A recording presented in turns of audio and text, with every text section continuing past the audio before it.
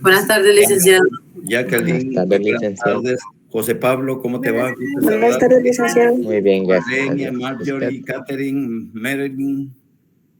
Marilyn, Violeta, buenas tardes. ¿Cómo les va? Qué gusto me da saludarles y decirles de que ya hoy es viernes. Guillermo, muy buenas tardes. Johnny Asensio, buenas tardes. Susana, muy buenas tardes. Paula Mesa, buenas tardes. Como lo prometido es deuda. Luis Carlos, buenas tardes. Ya el día de hoy es la última molestia que les hago, subiéndoles el laboratorio número 14. Ruth Gómez, buenas tardes. Aparte de este laboratorio 14,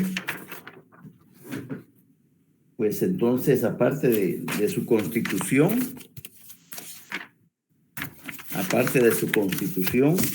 van a tener, aparte de su constitución política, van a tener que comprar la ley de probidad de funcionarios y empleados públicos. ¿Ya? Ley de probidad de funcionarios y empleados públicos. Decreto 89-2002. Con ello estamos concluyendo la subida de tareas a su texto paralelo. En total fueron 13 laboratorios de 40 preguntas, uno de 25 preguntas y la comprobación de lectura de 35 preguntas, para un total de 580 preguntas. A partir de hoy, 17, tienen el resto de marzo, que son aproximadamente 13 días, 14 días, casi la quincena. Tienen todo el mes de abril, o sea que solo iban 45 días más 4 días de mayo, son aproximadamente 49 días para aquellas compañeras y aquellos compañeros que por X o Y motivo no están al día. Es de que no hay razón para que no traten ustedes de concluir su texto paralelo. Independientemente de que las preguntas del segundo parcial y las preguntas del examen final vienen de ahí, así como la primera y la segunda retrasada, exámenes de recuperación. De ahí mismo vienen las preguntas, no hay pierde. Así es de que, de mi parte, para servirte, Andrea Maricruz, de mi parte, con la debida antelación, les he dado instrucciones de cuál va a ser el material objeto del segundo parcial y cuál va a ser el objeto de examen final. En examen final, por supuesto que entra todo. Es decir, los 14 laboratorios y la comprobación de lectura, lo que vimos en clase prácticamente. Así es de que, bueno, con ello siempre vamos a seguir, nos quedan todavía el lunes, viernes y lunes 3 clases más, me parece. Voy a ver el calendario. Vamos a ver el calendario. 31. Sí, nos quedan el 20, el 24 y el 27 de clases. ¿Ya? 3 clases más. Casi hemos agotado la temática de la defensa de la Constitución en un 80%.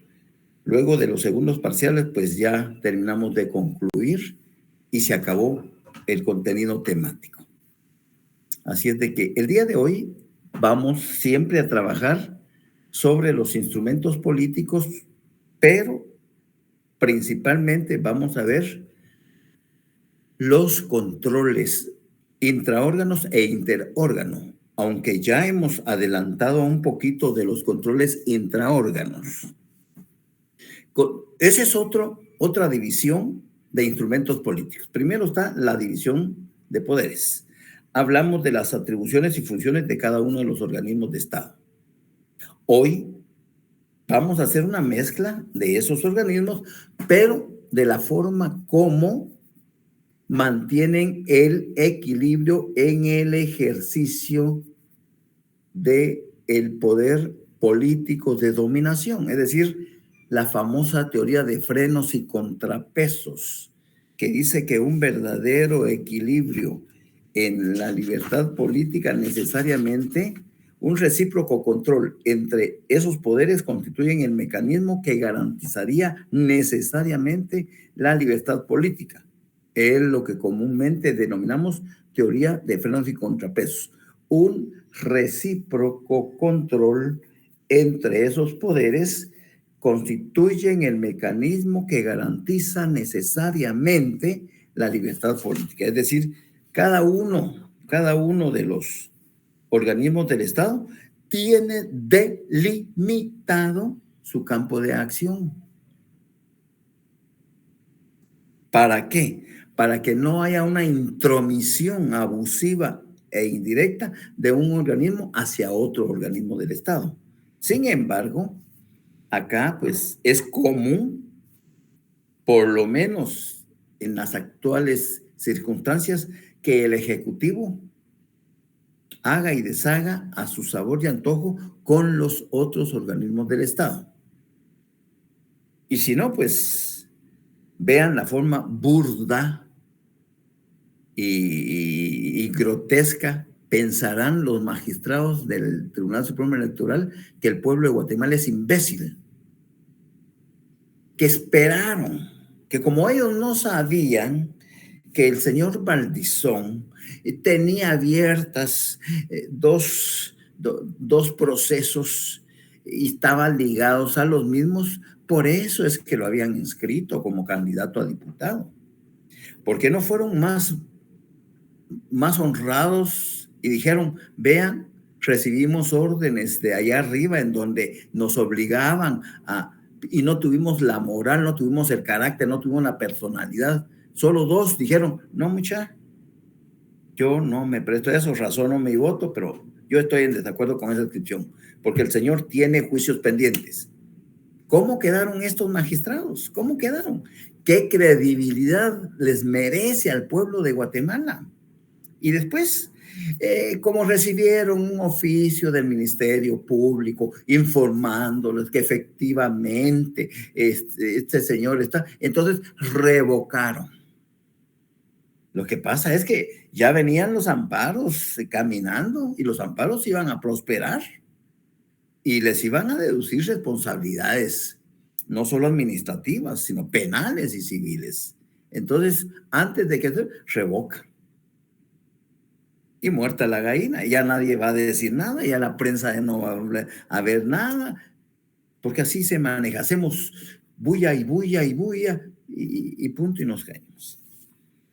Ahora vamos a ver los controles intraórganos, brevemente porque ya se explicaron, pero los que nos va a detener son los controles interórganos. Controles intraórganos, controles políticos adentro del propio órgano. El primer ejemplo que les mencioné de control intraórgano fue el bicameralismo. Acá en Guatemala no hay bicameralismo, acá hay unicameralismo. La votación calificada. Artículo 176 de la Constitución. Presentado un proyecto de ley, se pondrá en discusión en 3 sesiones diferentes, en distintos días, y no será aprobada hasta que esté suficientemente discutida en la tercera sesión. Eso significa que los errores que se han consentido o que se han permitido por parte de los diputados en la primera lectura, en la primera discusión, se supone que deben ser superados y tienen que ser desvanecidos en la segunda. Y por último, antes de aprobarse la ley, el proyecto de ley, pues en la tercera ya tiene que estar nítida, sin errores. Votación calificada. Refrendo ministerial. Otro control intra, porque se da dentro del propio organismo ejecutivo para que los decretos, los acuerdos, los reglamentos dictados por el presidente tengan validez. Es necesario que sean firmados, que sean refrendados por los ministros de Estado de la materia de que se trate. Si el ministro no firma un acuerdo, un decreto, un reglamento, una disposición normativa dictada por el presidente, eso no tiene validez. Artículo 194, literal C de la Constitución. La votación calificada, 176. El unicameralismo, 157 al 181. Todo está íntimamente vinculado a la normativa constitucional. Controles intraórganos, controles políticos que se dan adentro del propio órgano. ¿Estoy claro con ello? Pregunto. Sí, licenciado, gracias. Muy bien. Ahora vamos a los controles entre los órganos del Estado. Controles interórganos. Controles políticos que se dan entre los órganos del Estado. Tenemos el veto presidencial. Ya hemos platicado algo del veto presidencial, pero hoy vamos a tener la oportunidad de discutir un poquito más en relación a ese control político, porque me gustaría que les quedara, pero así, bien grabadito, lo que es el artículo 178 y 179 de la Constitución, que son las herramientas fundamentales para considerar el veto presidencial. Un recíproco control entre los organismos del Estado garantiza necesariamente esa libertad política. Veto. Ahí nos tenemos que ir, por supuesto, al artículo 178 de nuestra Constitución. Subrayenlo, los vamos a leer.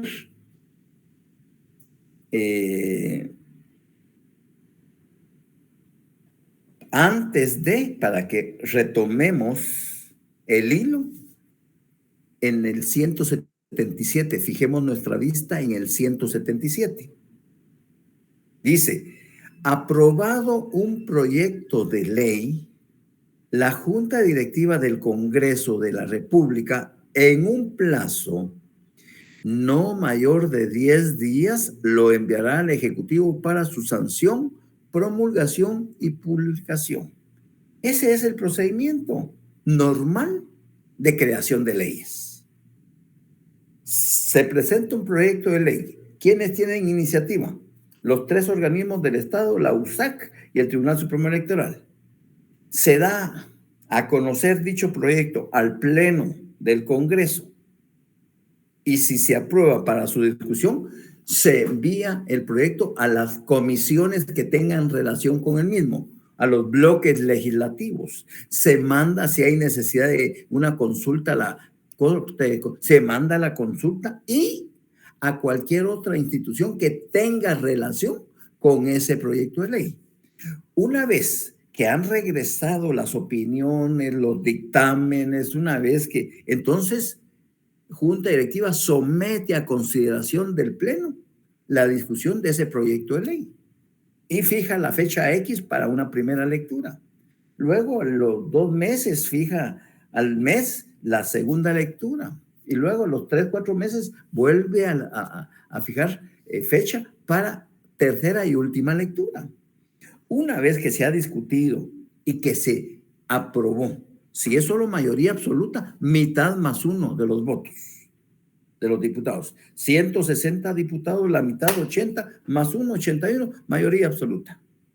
Salvo que la ley exija una calificación mayor. Entonces serían 2/3 partes del total de miembros de diputados que lo integran. En lugar de 81 diputados, tendrían que ser 107 diputados que estén a favor de dicha ley. Luego que ya se aprobó por el Pleno, entonces la Junta Directiva, dentro de un plazo de 10, no mayor de 10 días, lo remite al Ejecutivo para que el Ejecutivo lo sancione, es decir, la acepte, lo ordene su promulgación en el diario oficial y su publicación. Y ya esa ley dirá cuándo comienza a regir en todo el territorio nacional. Pero en ese lapso, en cuanto la Junta Directiva le remite al Ejecutivo para que la sancione, la apruebe y la publique, la promulgue y la publique, entonces el presidente tiene 15 días para hacerlo. Si está de acuerdo, por supuesto que la va a sancionar, lo va a promulgar, porque ya lo va a dar a conocer a todos sus ministros de Estado y va a ordenar su publicación. Se acabó, es ley, pero si después de una discusión con sus ministros considera que hay vicios, que hay errores, que hay potenciales inconstitucionalidades dentro de esa ley, entonces en el ejercicio de su veto como un mecanismo político, lo regresa al Congreso de la República dentro de ese plazo de 15 días, haciéndole las observaciones que considere pertinentes para que se lo vuelvan a remitir. Hasta ahí no hay problema. El 178, eso es lo que dice. Dentro de los 15 días de recibido el decreto y previo acuerdo tomado en Consejo de Ministros, el presidente de la República podrá devolverlo al Congreso con las observaciones que estime pertinentes en ejercicio de su derecho de veto. Las leyes no podrán ser vetadas parcialmente, tienen que ser vetadas totalmente. Ahí no hay problema con el artículo 178. Donde comienza el estrés, donde comienza el poder soberano del Congreso por encima del Ejecutivo, es en el 179. Pero sigamos en el segundo párrafo del 178, que ahí es donde comienza realmente lo álgido. Si el Ejecutivo no devolviera el decreto dentro de los 15 días siguientes a la fecha de su recepción, se tendrá por sancionado y el Congreso lo deberá promulgar como ley dentro de los 8 días siguientes. Ahí dijimos nosotros que se opera el famoso silencio administrativo positivo, porque dentro de los 15 días el presidente no lo sancionó, pero tampoco lo vetó. Constitucionalmente hablando, debemos de entender que ese decreto está sancionado. Y como el presidente jamás va a ordenar su publicación, a costas del Congreso de la República, se ordena su publicación dentro de los 8 días siguientes. Y es ley. Y es ley. Este parrafito ya se los expliqué, pero se los vuelvo a leer porque es cuando el Congreso sale de vacaciones. Recuérdense que el Congreso de la República tiene 2 periodos ordinarios de sesiones. Primero, se convoca a las sesiones ordinarias sin necesidad de llamamiento alguno el día, cada 14 de enero de cada año. Los diputados saben que tienen que presentarse a sus labores del hemiciclo porque lo ordena la Constitución, sin necesidad de que le llegue la invitación, que le llegue una convocatoria, que le llegue una cita. No. Cada diputado sabe que cada 14 de enero inicia en el Congreso de la República el periodo de sesiones ordinarias y que el 15 de mayo termina ese primer periodo.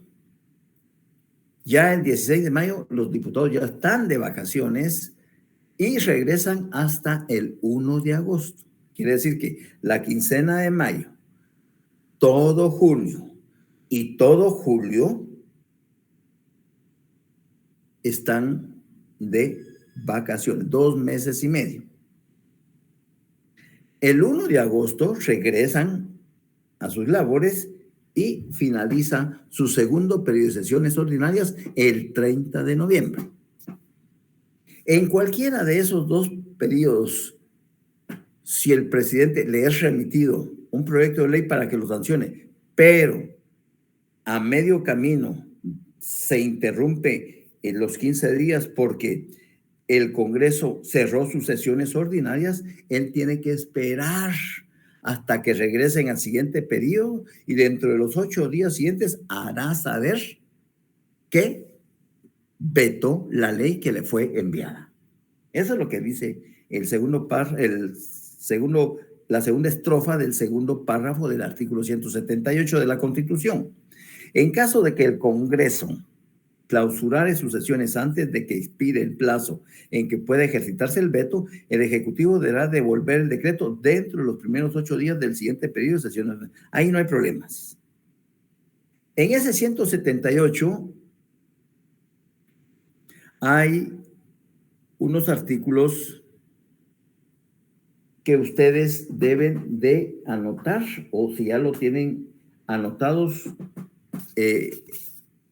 en su ley orgánica del organismo legislativo, dijimos que del artículo 129, del 129 al 133, pongan ahí en su Constitución a aquellos que se les olvidó o no quisieron hacerlo. Yo sé por qué les digo que hagan en el 178 ese asterisco que dice ver artículo 129-133 LOL, ley orgánica, organismo legislativo, LOL. Son claves que solo ustedes saben. Y ahí en ese capítulo 5, el 120, procedimiento en caso de veto. Ahí está todo el procedimiento. Conocimiento del veto. 130, trámite para el estudio y análisis del veto. 131, rechazo del veto. 132, proposiciones para enmendar el decreto vetado. Y 133, publicación del decreto por el Congreso. Ahí está, explicadito detenidamente ese procedimiento interno dentro del organismo legislativo, que es el que a continuación vamos a leer en el artículo 179, que es la primacía legislativa. ¿Qué es la primacía? Es cabal. Esos artículos del 129 al 133 se sintetizan en este artículo 179, primacía legislativa. Devuelto el decreto al Congreso, la Junta Directiva lo deberá poner en conocimiento del Pleno en la siguiente sesión. Y el Congreso, en un plazo no mayor de 30 días, podrá reconsiderarlo o rechazarlo. Si no fueren aceptadas las razones del veto y el Congreso rechazara el veto por las 2/3 partes del total de los miembros, es decir, aquí, para que haga ese procedimiento el Congreso de la República, la Constitución le dice, mire, pueden ustedes reconsiderar ese proyecto siempre y cuando las 2/3 partes o sea, ya no es mayoría absoluta, 81, no, aquí tiene que ser 107 votos. En un plazo no menor de 30 días podrá reconsiderarlo o rechazarlo. Si no fueran aceptadas las razones y el Congreso rechazar el veto por las 2/3 partes del total de los miembros, vuelve a tener fuerza de disposición soberana el Congreso, cuando dice, el Ejecutivo deberá obligadamente sancionar y promulgar dentro de los 8 días siguientes de haberlo recibido. Otro silencio administrativo. Otro silencio administrativo positivo. Porque si el Congreso logró reunir 107 votos a favor, rechazando el veto del presidente, se lo devuelve al presidente para que él lo haga la publicación dentro de los 8 días siguientes de haberlo recibido. Si el Ejecutivo no lo hiciere, el presidente se encapricha y los ministros le dicen, no, señor presidente, aquí ellos no mandan, aquí nosotros somos los que decidimos, si para eso somos el organismo ejecutivo, bla, bla, bla, bla, las pendejadas que hablan. Entonces, si el Ejecutivo no lo hiciere, la Junta Directiva del Congreso ordenará su publicación en un plazo que no excederá de 3 días para que surta efecto como ley de la República. Pregunto, ¿quién de los dos organismos tiene más poder soberano? El legislativo, por supuesto. Desgraciadamente, los diputados, si lo saben, se hacen los papos. Y si no lo saben, pues deberían de recibir clases de derecho constitucional. Porque con ese poder soberano que tienen sobre el Ejecutivo, las cosas en el país, si hubiese voluntad política, marcharían de otra manera. ¿Me di a entender? ¿Me estoy dando a entender? Pregunto, para mí es importante que ustedes tengan claro esos 2 artículos. ¿Hay alguna duda? Por mi parte, no, licenciado, todo claro. Muy bien, Lick, gracias. Muy bien, muchas gracias. Muy bien, muy bien. Sigamos entonces. La ley empieza a regir en todo el territorio nacional 8 días después de su publicación íntegra en el diario oficial, a menos que la misma amplíe. A veces la ley se publica y comienza su vigencia 6 meses después. No importa, no importa, ¿ya? Eso no importa, ¿ya? Siempre las leyes se van a publicar en el diario oficial, es decir, el diario de Centroamérica. Ese diario está en la Tipografía Nacional de Guatemala, allá en la 18 calle, entre Sexta y Séptima Avenida.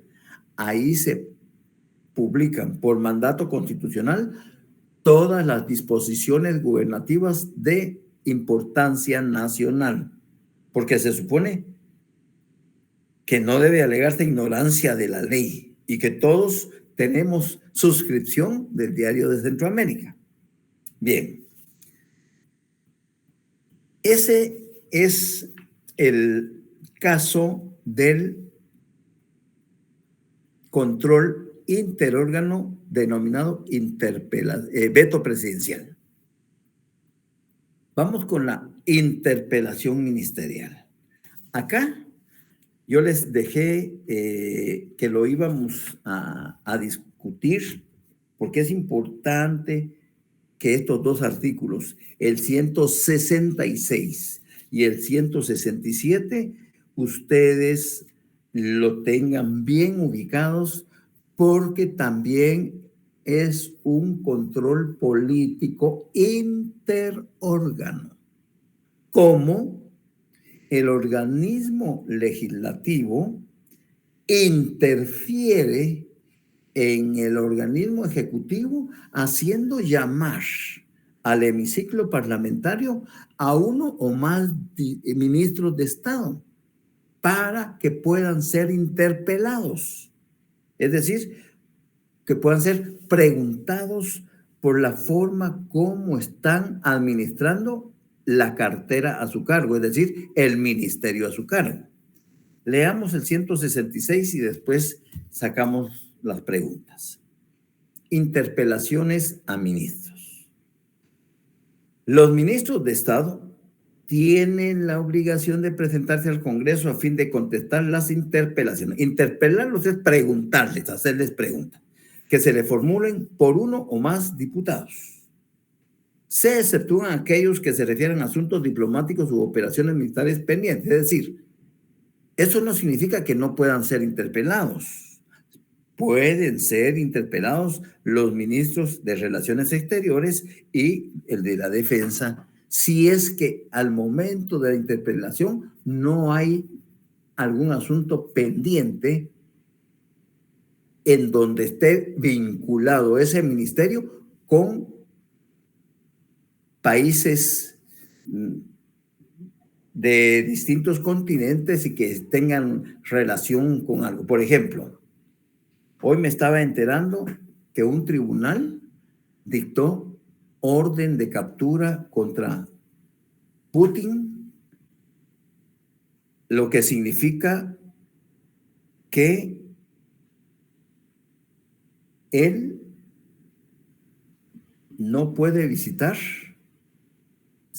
de los 190 y tantos países que somos, él no puede visitar 136 países, porque hay una orden de captura internacional por delitos de lesa humanidad. O sea, él como que se está complicando la cosa y una medida huizachesca era esa, pues, porque esa es bueno, muchachas, el más alto tribunal del mundo se reúne y hay una propuesta y bueno, declarémoslo, ¿ya? Declarémoslo prófugo de la justicia internacional y se ordena la orden de captura del presidente de Rusia por delitos de lesa humanidad. Por supuesto que ahí Estados Unidos, Europa y todos los países tienen la mano peluda. Eric Orozco, dime. ¿Sí, Eric?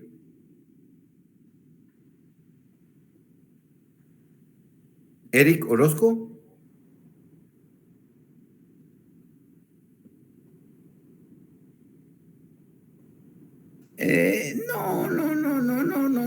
No, mira, eso de que se desarrolle, antes nos daba miedo de que una guerra mundial, una guerra nuclear y todo.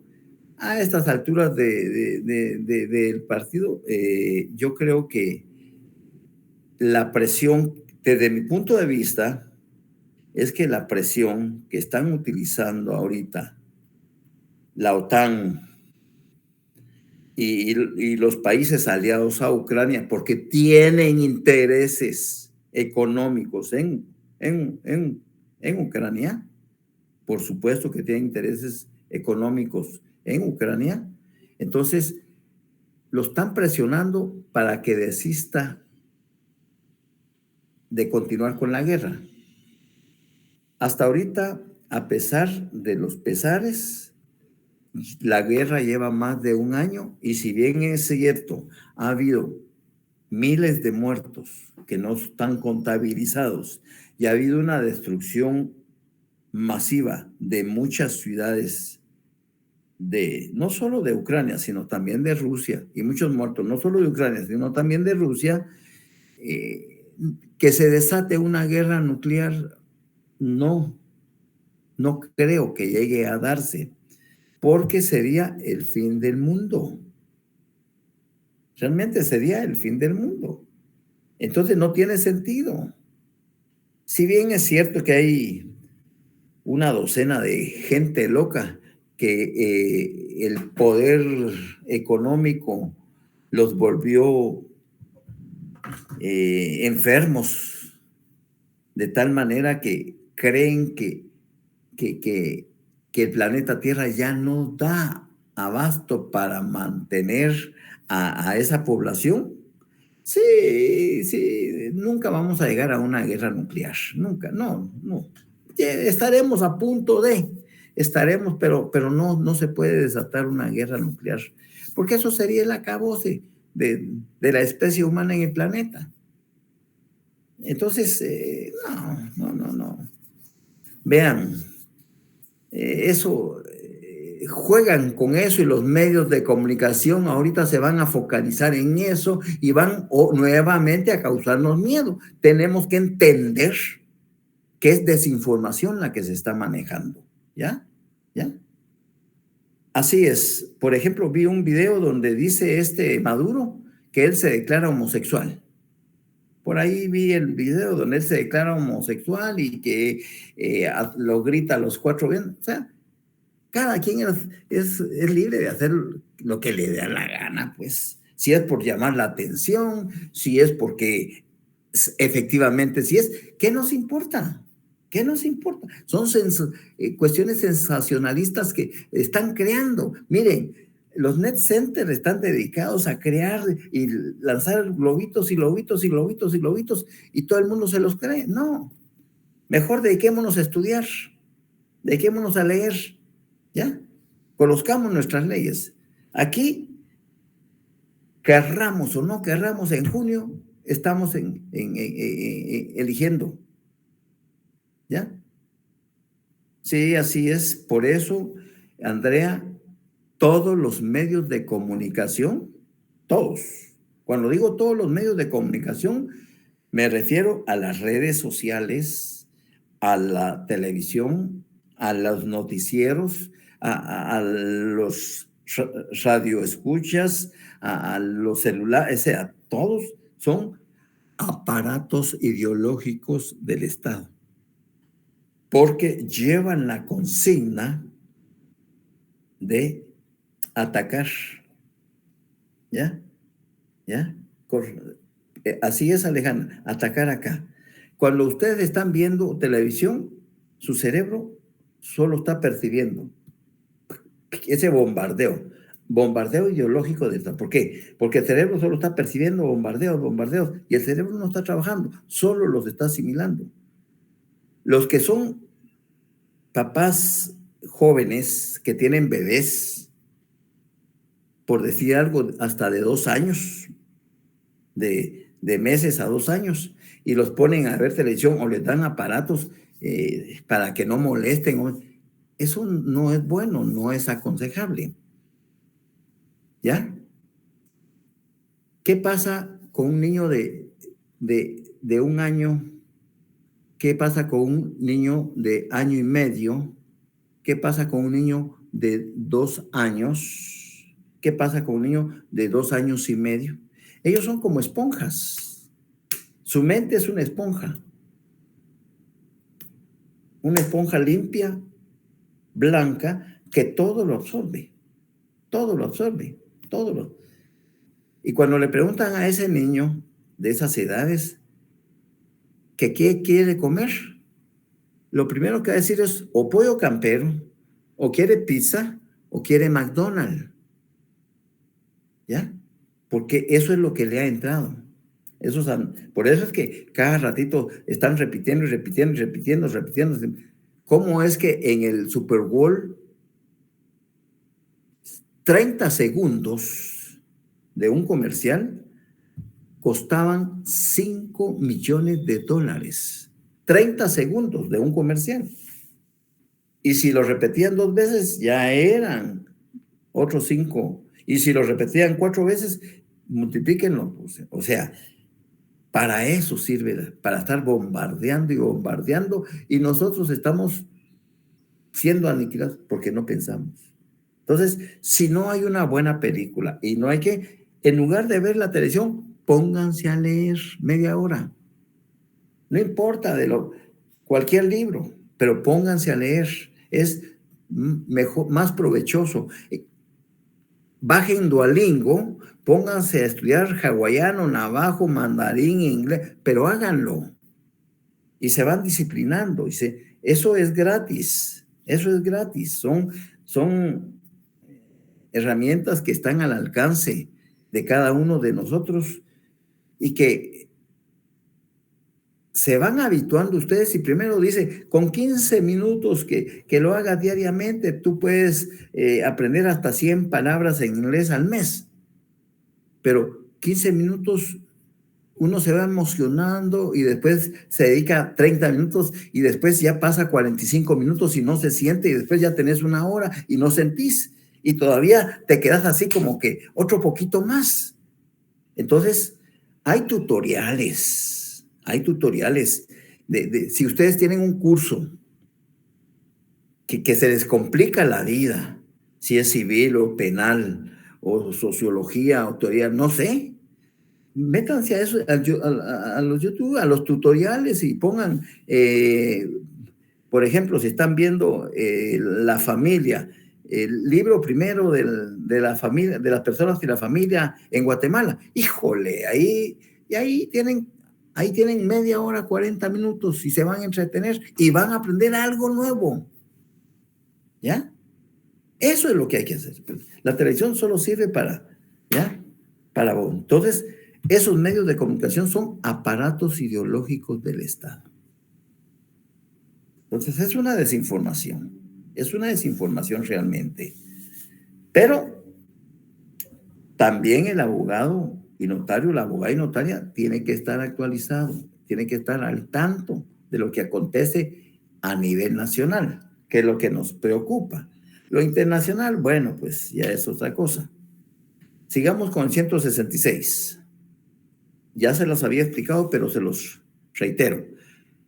Cuando se va a interpelar a un ministro de Estado con una antelación de 48 horas al día de la interpelación, se le hacen llegar el pliego de posiciones, es decir, el pliego de preguntas que se le van a dirigir por parte de los diputados que lo van a interpelar. Las preguntas básicas deben comunicarse al ministro o ministros, segundo párrafo del 166.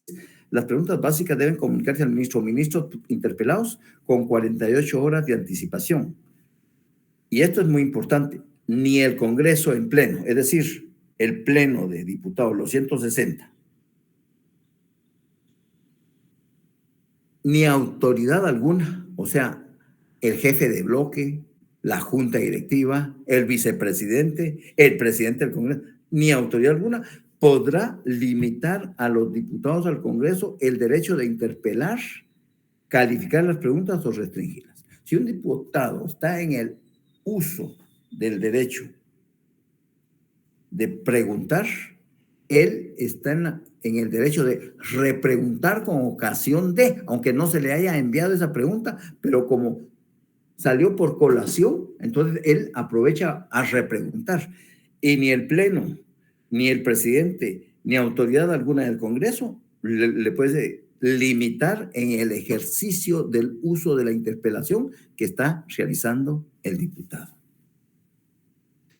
Cualquier diputado puede hacer las preguntas adicionales que estime pertinentes relacionados con el asunto o asuntos que motiven la interpelación, y de esta podrá derivarse el planteamiento de un voto de falta de confianza, que deberá ser solicitado por 4 diputados por lo menos y tramitado sin demora en la misma sesión o en las 2 inmediatas siguientes. Es decir, otro poder político de dominación que tiene a su favor el Congreso cuando, a petición de 4 o más diputados, pidan que el ministro solicitado se le otorgue un voto de falta de confianza. ¿Por qué? Porque no están satisfechos con las respuestas brindadas. Vean, me parece, no me parece, sino así es. Es que parecen ratas realmente muchos funcionarios públicos que solo llegan a ver qué se roba. Vean ese ministro de Salud, que según las investigaciones del Ministerio Público, despilfarraron más de 67 millones de quetzales en esa cartera. Y hasta ahorita, debido al trabajo de la Contraloría General de Cuentas, de los auditores asignados a ese hospital, porque en cada entidad que recibe fondos del Estado debe de haber una unidad de fiscalización de la Contraloría General de Cuentas. Y me imagino que los contralores asignados encontraron esos hallazgos y inmediatamente lo hicieron saber a su jefe inmediato, que es el subcontralor de calidad o subcontralor de no sé qué, y él a su vez tiene que subirle esa denuncia al Contralor General. ¿Para qué? Él se dirige al Ministerio Público y el Ministerio Público inicia la averiguación correspondiente. Pero que vean, ya capturaron a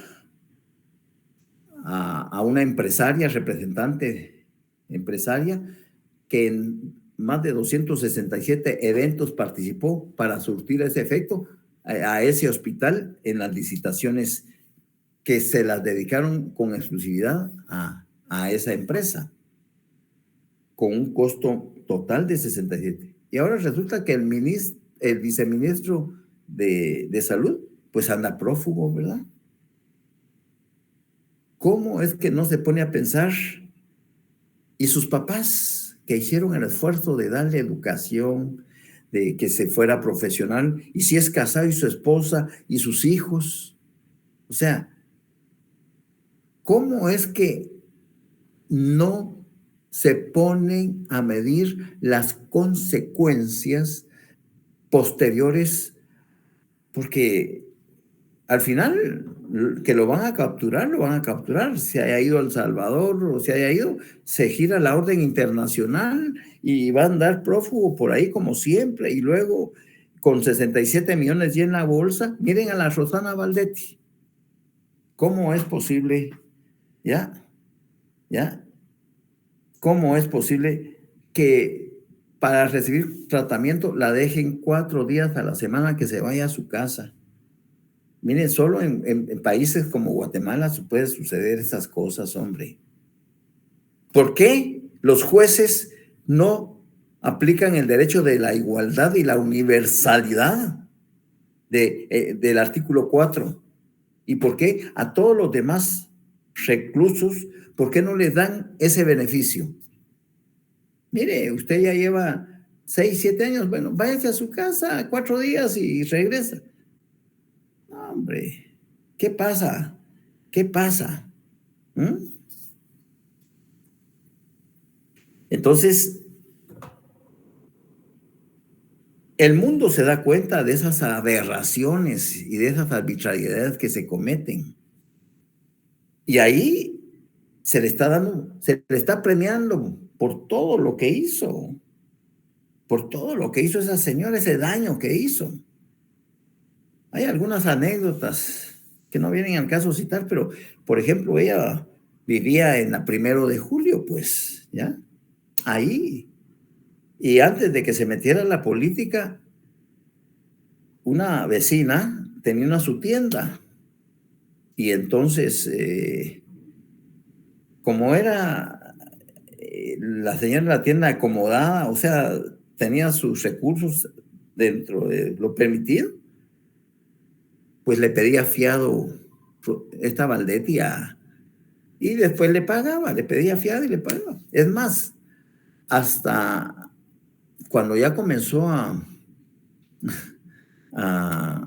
meterse a la política y a hacer sus primeros centavitos, esta de la tienda Mera Viva le dijo, mire, ¿y por qué no quiere usted ser madrina de uno de mis hijos?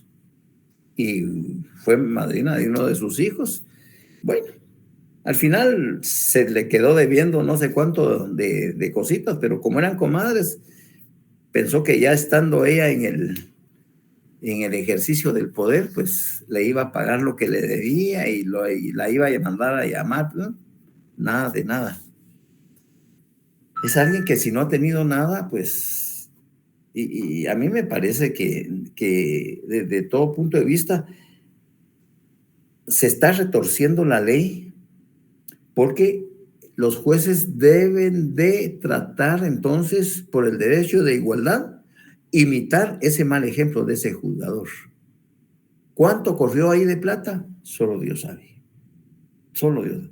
Pero no es posible que alguien que ya ha sido condenado, está cumpliendo condena, está pendiente de otros procesos, se le autorice irse a su casa a relajarse y regresar.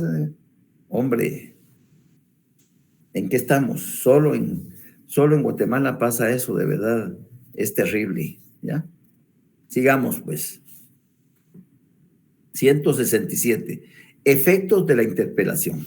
Esto sí quiero que se les quede, por lo menos el primer párrafo, que se les grabe. Que se les grabe porque eso es importante. Cuando se planteare la interpelación de un ministro, uno, este no podrá ausentarse del país. Ese es un efecto de la interpelación. Si el ministro fue notificado que tal día va a ser interpelado, él no debe ausentarse del país. Así tenga compromisos contraídos con países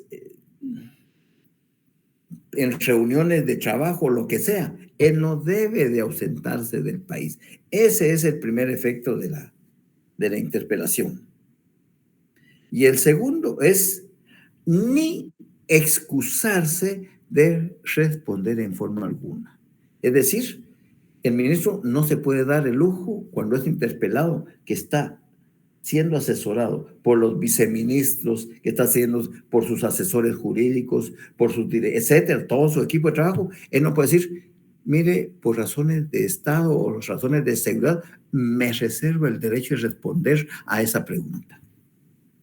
Usted me responde, señor ministro, porque usted está en la obligación, como efecto de la interpelación, de no excusarse en responderme en forma alguna. Así que me responde, por favor. Y invoco el párrafo primero del artículo 167 de la Constitución. Y ahí no hay pierde. Ahí no hay pierde. Si se emitiere voto de falta de confianza a un ministro de Estado, aprobado por no menos de la mayoría absoluta. Fíjense que aquí se juega políticamente. ¿Por qué? Porque si se emite un voto de falta de confianza en contra del ministro interpelado, se requiere mayoría absoluta. Mitad más uno, 80 más un voto. El ministro presentará inmediatamente su dimisión. Eso es lo que dice la Constitución. Si se presenta una moción por 4 o más diputados de que se le otorgue un voto de falta de confianza, se supone que el ministro, al terminar la interpelación, debe llevar su renuncia al presidente. Mira, me otorgaron un voto de falta de confianza, aquí está mi renuncia. Entonces el presidente viene, lo reconsidera. Mira, tenés mi apoyo, tenés el apoyo de todos tus colegas ministros, así que hazme un favor. Regresá dentro de 8 días a ampliar todas las dudas y déjamelos satisfechos, por favor. Punto. 8 días regresa el ministro, señores, y aclaro, y se ratifica el voto de confianza. Pero vean aquí la mañosería. Vean aquí la mañosería del manipuleo que se hizo con este artículo. Dice, el presidente de la República podrá aceptar la dimisión, ¿va? Pero si considera en Consejo de Ministros que el acto o actos censurables al ministro se ajustan a la conveniencia nacional y a la política del gobierno, el interpelado podrá recurrir ante el Congreso entre los 8 días a partir de la fecha del voto de falta de confianza. Si no lo hiciere, se le tendrá por separado del cargo e inhábil para ejercer el cargo de ministro de Estado por un periodo no menor de 6 meses. Si el ministro afectado hubiese recurrido ante el Congreso después de oídas las explicaciones presentadas y discutido el asunto, ampliada la interpelación, se votará sobre la ratificación de la falta de confianza, cuya aprobación requerirá el voto afirmativo de las 2/3 partes que integran el total de diputados. Aquí ya se cambió. Aquí ya no se quiere mayoría absoluta, ya no se quieren 81 votos. Aquí, para ratificar esa falta de confianza, se exigen 107 votos, ¿ya? 107 votos. Entonces, vean cómo se retorció esa norma, dándole chance al ministro de que no se pudiese dar esa ratificación de voto de falta de confianza, cuya aprobación requerirá el voto afirmativo de las 2/3 partes que integran el total de diputados del Congreso. Si se ratificara el voto de falta de confianza, se tendrá al ministro por separado de su cargo de inmediato, claro. Una vez se ratifica el voto de falta de confianza, el diputado automáticamente, el presidente tiene que aceptar su renuncia. Si el presidente se la lleva de muy gallo, no tengas pena, seguí en el cargo, yo me hago responsable. Hay irresponsabilidad del presidente. Y la Junta Directiva del Congreso de la República puede solicitar se certifique lo conducente al Ministerio Público para que proceda por el delito de desobediencia. ¿Ya?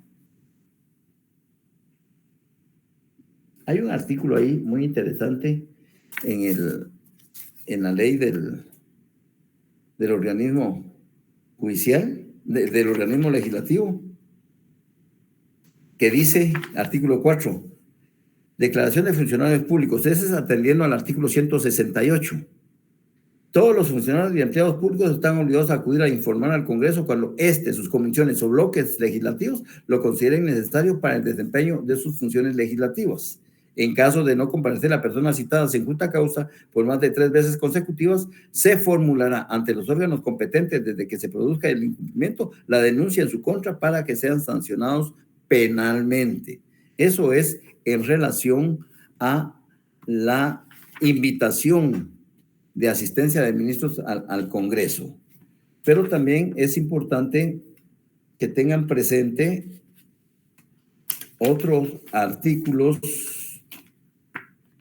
Vamos a ver si logramos ubicarlos. Lo tenía por acá subrayado, pero se me fue. Vamos a ver. Aquí está.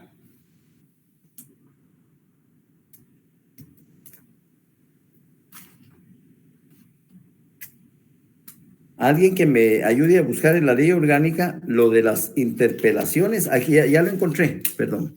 Ya está. 139, ya lo tenía acá. Del 139 y 140. Por favor, háganme en el artículo 100 de su Constitución, en el artículo 166 o 167, por favor, anoten ver artículo del 139 al 145.